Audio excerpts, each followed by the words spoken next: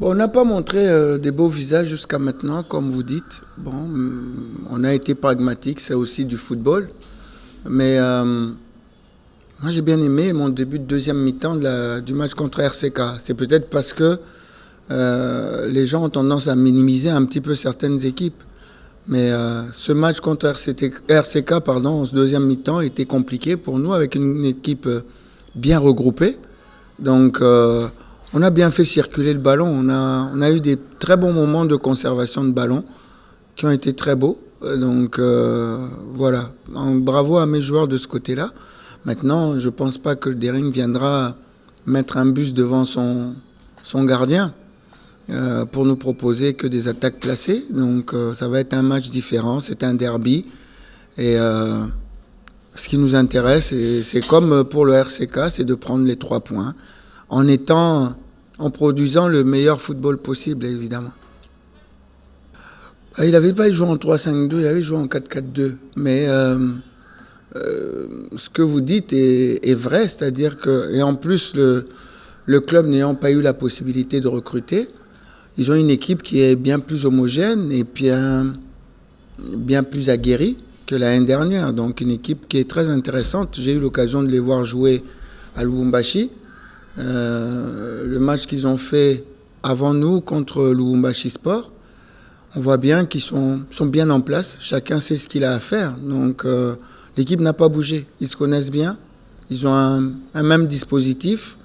Donc même s'ils changent les joueurs, ils savent exactement ce qu'il faut faire. Nous, on a un changement. Donc le temps de s'adapter. Mais bon, peu importe. On va rentrer sur le terrain avec la même idée, c'est de prendre le maximum de points. Mais on aura en face de nous une équipe qui est bien en place et en plus avec des bons joueurs. C'est une belle équipe. Dark, on le connaît, hein, c'est pas de maintenant. On a joué, moi personnellement, j'ai joué Dark depuis je sais combien d'années. Et je l'ai même pris en équipe nationale. C'est pour dire que c'est un très bon joueur. Donc voilà. Donc prendre en charge Dark, c'est une complication, vous l'avez dit, hein, parce que par sa taille, sa course aussi, ses appels. Bon, voilà, il faudra qu'on fasse avec ça. Il faut qu'on puisse avoir du répondant. Et puis, si la meilleure manière de pouvoir le priver de jouer, c'est peut-être d'empêcher que ceux qui l'alimentent puissent le faire. Donc, il faut mettre un gros pressing aussi sur ceux qui lui donnent les ballons. Ce qui n'est pas simple, parce que vous avez d'un côté Likuta qui est un feu follet et qui est capable de vous éliminer dans une cabine téléphonique, qui peut dribbler 3 personnes et délivrer un bon centre. Il n'y a pas que le petit Karim. Vous faites peut-être référence à Karim parce qu'il nous a marqué un but très tôt l'année dernière en partant tout seul.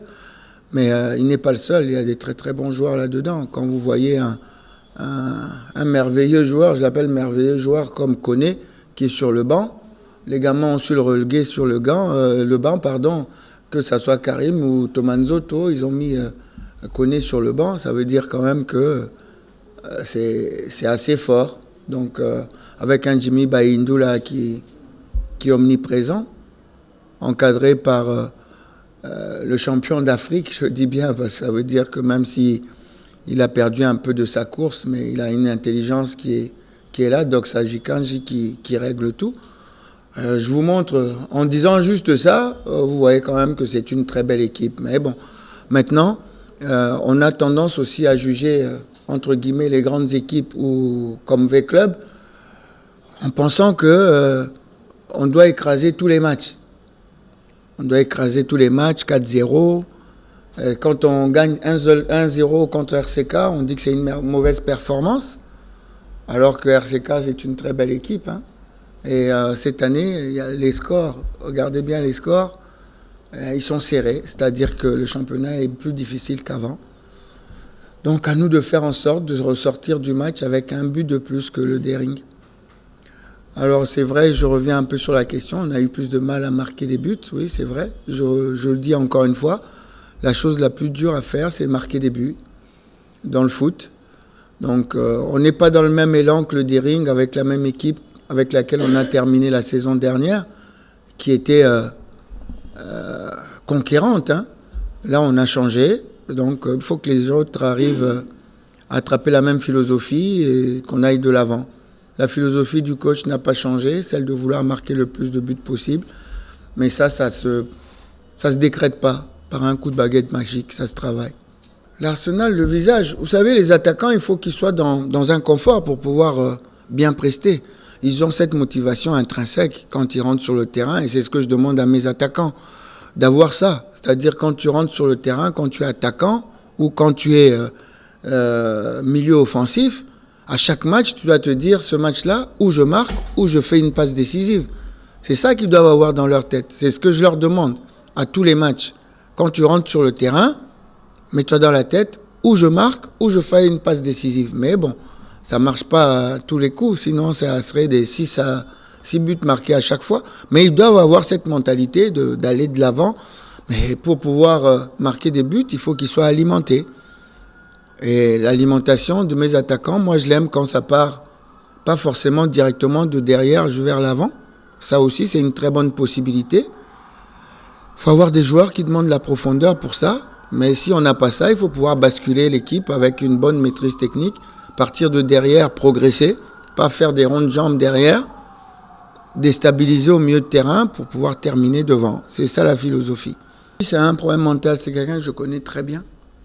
Je vous retrace juste son petit parcours. Il est dans V-Club depuis longtemps. Hein. Les gens l'ont découvert dans Renaissance, mais il est dans V-Club depuis longtemps. Donc il est arrivé, je l'ai envoyé en Égypte. Il est revenu, je l'ai envoyé au Swaziland pour avoir du temps de jeu. Quand il est revenu, il tenait absolument à arrêter là. C'est moi qui l'ai envoyé à Renaissance. C'est encore moi hein, qui l'ai envoyé dans Renaissance. Donc cette année, il est revenu. Mais c'est un problème on va dire de qualité de la concurrence qu'il y a. Hein, il était peut-être plus à l'aise dans Renaissance parce que voilà, il survolait un petit peu la concurrence. Il a peut-être besoin de ça, mais dans V-Club, tu ne peux pas dormir. Quand tu dors, il y en a un autre qui te titille et tu n'es pas forcément sûr de jouer tous les matchs. Donc, il est en train de vivre un petit peu ça. Une chose qui va pouvoir l'emmener plus haut. Et vous l'avez souligné vraiment qu'il a énormément de qualité. Il a énormément de qualité et je le pousse. Dieu seul sait si je le pousse pour qu'il aille très loin. Parce que parmi les attaquants congolais, c'est un garçon qui doit se retrouver chez les A, avec son potentiel. Il doit se retrouver chez les A parce qu'il va très vite, il frappe fort, il dribble, il peut sauter haut et il est puissant. Donc il a toutes les qualités pour y arriver. Maintenant, il faut qu'on travaille son mental pour qu'il puisse reproduire les matchs qu'il est capable de faire à chaque fois, qu'il ne soit pas noter un match 8 sur 10 et l'autre match 2 sur 10. Donc il doit franchir ce cap. Là, il va pouvoir jouer la Ligue des Champions. Ça va faire des choses qui vont pouvoir le faire grandir. Là, il est en train de grandir parce qu'il se retrouve dans une adversité plus grande. Parce que, bon, c'est pas pour faire injure à Renaissance.